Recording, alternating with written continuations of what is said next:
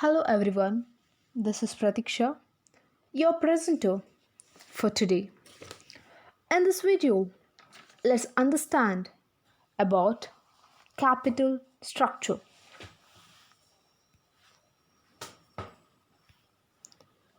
So, what is capital structure all about? It refers to the mix between owners and borrowed funds. That is, what is the proportion of debt and equity you need to keep in the business? For example, if the total capital is 100 crores and if I'm saying 60 crores is equity and 40 crore is debt, then debt to equity ratio is 60 is to 40. You need to decide what is a mix of debt and owner's equity. The capital structure is a particular combination of debt and equity used by a company to finance its overall operations and growth. Debt comes in the form of bond issues or loans, while equity may come in the form of common stock, preferred stock, or retained earnings. Short term debt is also considered to be part of the capital structure. Debt consists of borrowed money that is due back to the lender, commonly with interest expenses. Equity consists of ownership rights in the company. When analysts refer to capital structure, they are most likely referring to firm's debt to equity ratio, which provides a insight into how risky a company's borrowing practices are. Usually, a company that is heavily financed by debt has a more aggressive capital structure and therefore poses a greater risk to investors. Debt is one of the way a company can raise money in the capital markets. Companies benefit from debt because of its tax advantage. Interest payments made as a result of borrowing funds may be tax deductible. Debt also allows a company or business to retain ownership unlike equity. Additionally, in times of low interest rates, debt is abundant and easy to access. So, after all this, what are the components of capital structure? That is, owners, shareholders, equity. These are the shareholders who are the owners of the company, and this is what you have raised from the market. And next one is borrowed funds.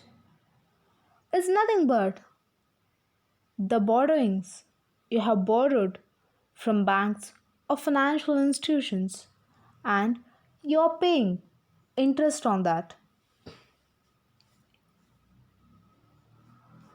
Now, let us see how to calculate the amount of debt in the total capital structure.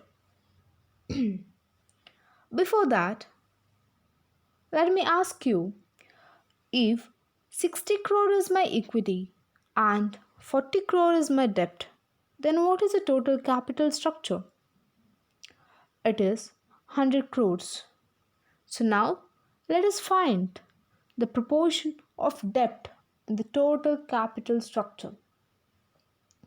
In order to find the proportion of debt in the total capital structure, we need to divide the debt by debt plus equity, that is nothing but the total capital structure. In the same way, in order to find out the proportion of equity and the total capital structure, we need to divide equity by debt plus equity. What ratio you get, that's the financial leverage of your company. When financial leverage increases, that is, when debt increases, obviously the ratio would change. The cost of funds would decline, but risk increases. However, we are raising funds through equity and debt.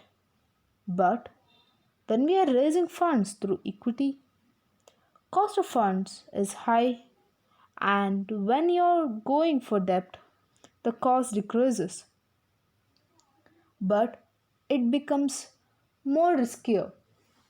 You might be wondering why it becomes more riskier when the cost of debt is less. That's because you need to pay interest on that. You need to keep on paying interest to financial institution or bank. So, you need to keep on ensuring your business is in profits. Otherwise, there would be an issue. Now, let us understand about optimal capital structure. A optimum capital structure has such a proportion of debt and equity which will maximize the wealth of the firm. At this capital structure, the market price per share is maximum and cost of capital is minimum. Generally speaking, a sound optimal capital structure is one which maximizes the worth or value of the firm, minimizes the cost of capital, maximizes the benefit to the shareholders by giving best earning per share and maximum market price per share in the long run. So now let me explain about optimal capital structure in other ways. In the absence of debt, what happens is that the shareholders return or whatever the shareholders of a company is going to get, that should be equal to the firm's return. That is to tell, whatever the profits of the company is going to get, it would be given to the equity shareholders. Whenever you use debt in an organization's capital structure, what happens is that it affects both the return and the risk of the shareholders. That is to tell, there are chances that it may increase the return on equity fund but always increases the risk as well. When equity shareholders are there, entire capital is made out of only equity. Whenever profits the company is going to get, the entire money would be going to the equity shareholders based on how much share each person has. Now, let us understand what happens when a company introduces loan in the capital structure. Whenever you bring bond compulsorily at the end of the term, you have to pay interest on that. Now you have paid interest out of your profits. So some part of the profits you are going to get would be less. I mean, what the shareholders are going to get would be less. That is how shareholders' return would be affected. The change and the shareholders' return caused by the change in profits, the change in the return of the shareholders due to the change in the profits is referred to as financial leverage. What I'm going to tell is there must be a proper balance between the return and the risk. And it goes without telling that when shareholders' return is maximized with given risk, the market value per share will be maximized and thereby firm's capital structure would be considered as optimal.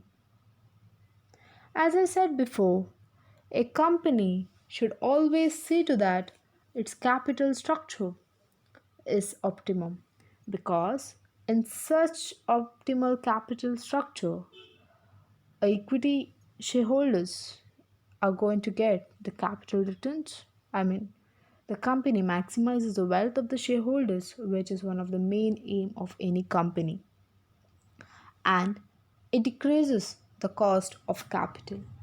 So, a firm should always consider the optimum capital structure.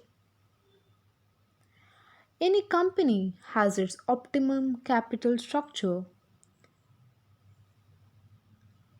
at given amount of risk. The return should be maximized, and when return is maximized, the value of firms increases and thereby the market value per share would increase. Once the financial manager recognized the best combination of debt and equity, this financial manager must find different avenues to raise the appropriate amount through best available resources. Any organization might be it is consider many other factors than just equity and debt or just financial leverage. Now, let us understand the factors affecting capital structure. First one is cost of cost of debt. When I'm saying about debt, how much is the interest I'm going to pay becomes very much important. So that would be a important scenario when I'm considering debt, proportion of debt in the total capital structure. Next one is cost of equity. Cost of equity, it means the expectations of the equity shareholders from the company is being affected by the use of debt capital. If the debt capital is more, it will increase the cost of equity capital. The simple reason for this is that the greater use of debt capital increases, the risk of the equity shareholders also increases. The use of debt capital can be made only to a limited level. After that, the cost of equity starts increasing tremendously. Next one is interest coverage rate. My earnings, what I have, would help me to pay my interest over the years. So, interest coverage ratio helps to know the position of the company, whether it has capacity to pay the interest against the debt. So, based on the interest coverage rate, I decide whether I have the capacity to pay the interest against the debt over the years, and based on that rate, I decide whether to go for more debt or less debt. Next one is cash flow position. When making a choice of the capital structure, the firm's cash flow position should be kept in mind. Debt capital should be used only if the cash position is really good, because a lot of cash is needed in order to make payment of interest and refund of capital. Next one is stability of earnings. The sale and stability of income affects the quantum of leverage. That is, the sale and the stability of income affects the amount of leverage. The companies which have stability in income and sales can use more amount of debt in their capital structure. They can easily pay their fixed financial charges, that is interest. The industries producing consumer goods face more fluctuations in their sales and therefore use lesser amount of debt. The companies whose sales are decreasing should not use debt or preferential capital, because they can face difficulty in the payment of interest and preference dividend, as a result of which company would be liquidated. Next one is degree of competition. If in an industry the degree of competition is high, such companies in that industry should use greater degree of share capital as compared to the debt capital. On the other hand, the industries in which the degree of competition is not so high have a tendency of stable income, and therefore there can be more debt on the total capital structure. Next one is stages of life cycle. Stages of life cycle of a firm is also an important factor affecting the capital structure. If a firm is in its initial stages, there are more chances of its failure. In such case, the use of the ordinary share capital should be emphasized.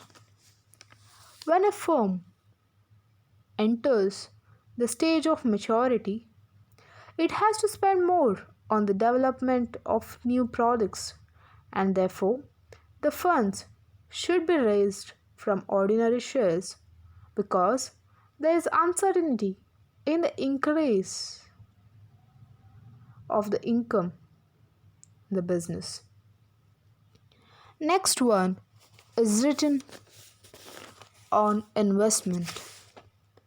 The greater return on investment of a company increases its capacity to utilize more debt capital.